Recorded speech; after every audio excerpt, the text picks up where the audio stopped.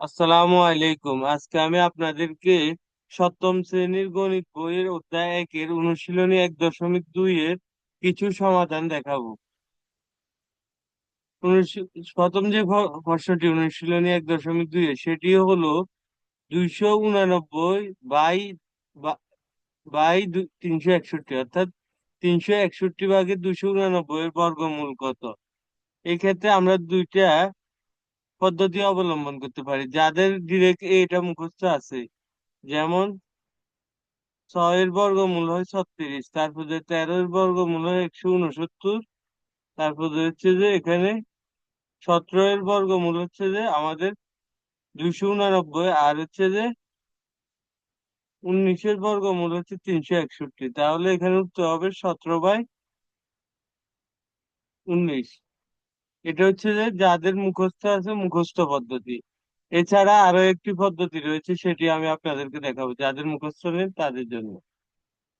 তারা কি করবেন, প্রথমে 289 নেবেন এবং কি ভাগের সাহায্যে বর্গমূল নির্ণয় করবেন। তো এই ক্ষেত্রে এক বসবে আর এখানে এক বসবে, এখানে একের ডাবল বসবে 2, আর হচ্ছে যে এখানে আসবে 189।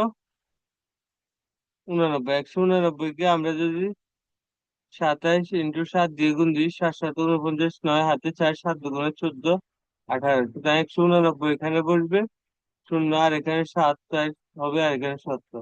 সুতরাং 17 পাইলাম একটা উপরেরটার জন্য। আর হচ্ছে যে 361, জন্য আবার বর্গমূল করবেন ভাগের সাহায্যে এক। এখানে কত বসবে, এক বসবে, আর হচ্ছে যে এখানে একের ডাবল বসবে 2, আর হচ্ছে যে এখানে আমরা যদি 2 এর সাথে 9 ব্যবহার করি তাহলে এখানে থেকে আমার 261। এটা ভাগ করে দিতে হবে শুরুতে। তাহলে 229 দিলে আমরা পাইতেছি 261। এখানে 9 বসলে এখানেও 9 বসবে, এখানে আবার পাইলাম 19। তো সুতরাং এখানে 261 হবে, এটা শূন্য হবে। 17/61 হচ্ছে যেটা, 17/19 এটা হচ্ছে যে অ্যান্সার। সঠিক অ্যান্সার এটি। এটা মুখস্থ পদ্ধতিতেও করতে পারে, আর বাগের সাহায্যে বর্গমূল নির্ণয় করে এই পদ্ধতিতেও করতে পারে।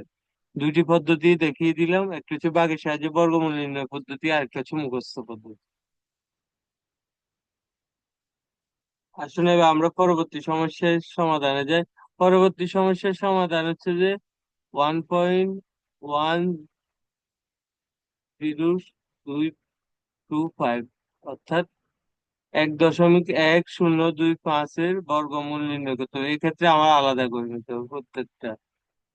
আমি আলাদা করলাম প্রত্যেকটাকে। তো আমার যদি প্রথমটার বর্গমূল করি 1,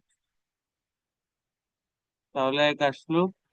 তারপরে হচ্ছে যে আমার এটা 1 কে দ্বিগুণ করলে 2, তাহলে এটা আমার কত হলো, 1 নামলো, শূন্য নামলো, এটা সম্পূর্ণ নাম।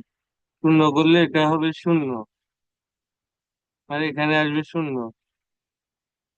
পরবর্তী আমার এখানে শূন্য এখানে আমার দশমিক হবে, কারণ এটা দশমিক পর। তাহলে আমার 1.025 পুরোটা আসবে। পুরোটা আসলে এখানে 10-এর দ্বিগুণ আসবে 20।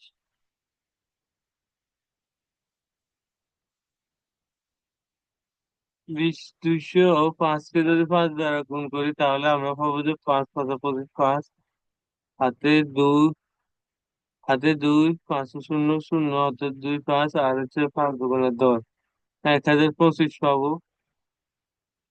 আর শূন্য পাবো এখানে 1.05। সুতরাং এখানে সঠিক অ্যান্সার গ নাম্বারটা।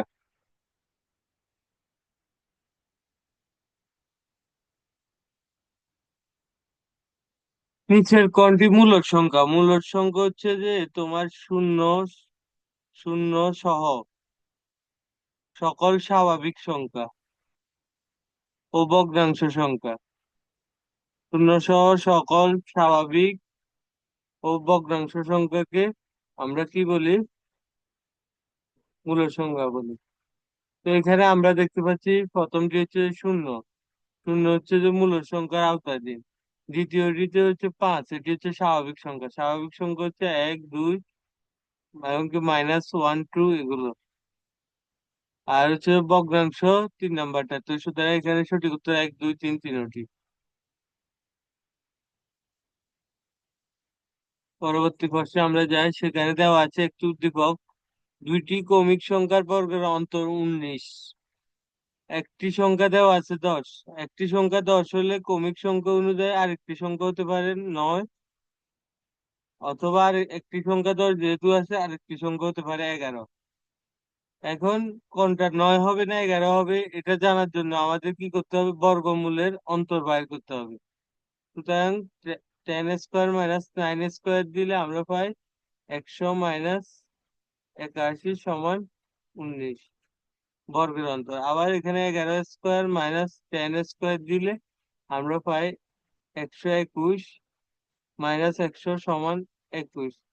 তো সুতরাং অন্তরফলের ক্ষেত্রে এই সত্যটি মানতেছে, কারণ অন্তর এখানে 19। তো সুতরাং এখানে আরেকটি সংখ্যা হবে 9, এটি সঠিক। আর হচ্ছে যে সংখ্যা দুটির বর্গের যোগফল কত হতে পারে। সংখ্যা দুটি আমরা পেয়ে গেলাম, একটা হচ্ছে 9² আর একটা হচ্ছে 10²। তো যদি এদের বর্গের যোগফল করি তাহলে 100 + 81। তো সুতরাং হবে 181। সঠিক অ্যান্সার গ নাম্বারটা, 181। আসলে আমরা পরবর্তী প্রশ্নে যাই।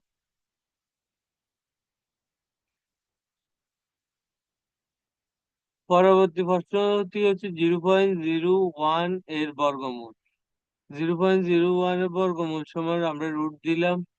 রুট দেওয়ার পরে আমরা 1 বসাইলাম, আর এখানে এক এক, এরপর যতটা শূন্য, দশমিকের জন্য 1, 10টা শূন্য। তো সুতরাং এটাকে যদি আমরা করি তাহলে 1/100 কে যদি আমরা বর্গমূল করি তাহলে পাবো আমরা 1/10।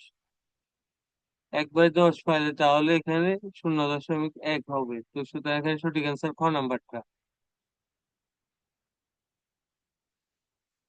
নিচের কোন সংখ্যার একক স্থানীয় অঙ্ক 2 ও 8 এর বর্গ সংখ্যার একক স্থানীয় অঙ্কটি হবে কত। আমরা একক স্থানীয় সংখ্যা 2 বা 8 এর বর্গ সংখ্যা 2 আর 8 এর বর্গ সংখ্যা দেখি। 2 আর 8 এর যদি বর্গ করি তাহলে আমরা পাই 4, আর হচ্ছে যে এখানে পাই 64। এখানে দেখো একক স্থানীয় অঙ্কটি হবে, একক স্থানীয় অঙ্ক দেখতেছি আমরা এখানে 4, আবার এখানে একক স্থানীয় অঙ্ক দেখছি 4। তো সুতরাং এখানে সঠিক অ্যান্সার হবে 4।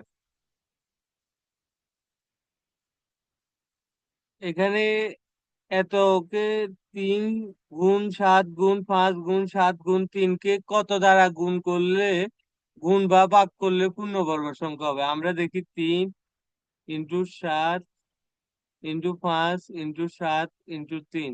এখানে আমরা দেখতে পাচ্ছি 3 আছে জোড়া, এক জোড়া, আর হচ্ছে 7 আছে এক জোড়া, আর হচ্ছে যে 5 আছে জোড়াবিহীন। যেহেতু 5 জোড়াবিহীন তাহলে আমরা 5 দ্বারা গুণ বা ভাগ করলে, 5 দ্বারা গুণ করলে যদি 5 × 5 হয়ে যাবে, এটিও বর্গমূল সংখ্যা হবে। আবার 5 দ্বারা ভাগ করলে এখানে কিছু থাকবে না, শুধু 1 থাকবে।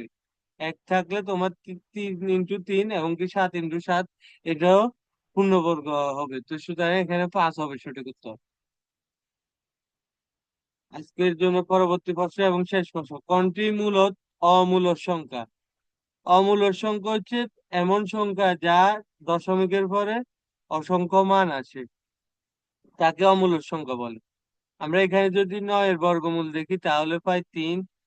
16 এর যদি আমরা বর্গমূল দেখি তাহলে পাই 4। 25 এর বর্গমূল করলে আমরা পাই 5। তো সুতরাং এটি হবে না। আর আমরা যদি 2 এর বর্গমূল করি তাহলে আমরা ক্যালকুলেটর এটা যদি দেখি আমরা অসংখ্য মান পাই, যেমন 1.414215 এরকম অসংখ্য মান পাই। তো সুতরাং এখানে অমূলদ সংখ্যা হবে ক নাম্বারটি। আর সকলের ক্ষেত্রে আমরা একটি স্বাভাবিক সংখ্যা পাইতেছি। তো সুতরাং অমূলদ সংখ্যা হচ্ছে যে √2।